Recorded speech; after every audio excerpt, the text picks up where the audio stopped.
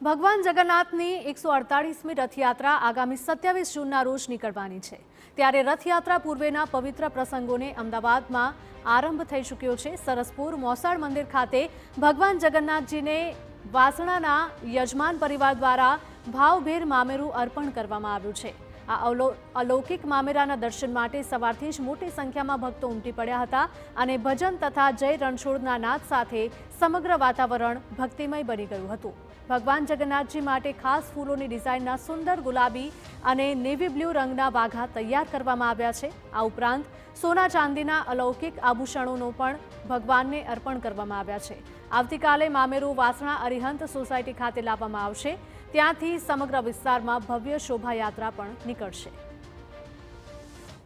એમના તે ભવ્યથી અતિ ભવ્ય મામેરું કરવામાં આવ્યું છે, જેમાં એન્ટિક દાગીના, ચાંદીના, સોના ચાંદીના દાગીના, એ તમામ વસ્તુઓનો, ડ્રાયફ્રૂટનો અને અન્ય બીજા જે મોસાળામાં જે વસ્તુઓ જોઈએ તે તમામનો સમાવેશ કરવામાં આવ્યો છે। આ વર્ષના મામેરાની ખાસ વિશેષતા શું છે? મામેરાની ખાસ વિશેષતા એ છે કે આ વખતે જે ભગવાનના દાગીના જે બનાવવામાં આવ્યા છે એ દર વખત કરતાં ખૂબ જ અલગ પ્રકારથી બનાવવામાં આવ્યા છે અને ખૂબ જ ભવ્ય રીતે એમને બધું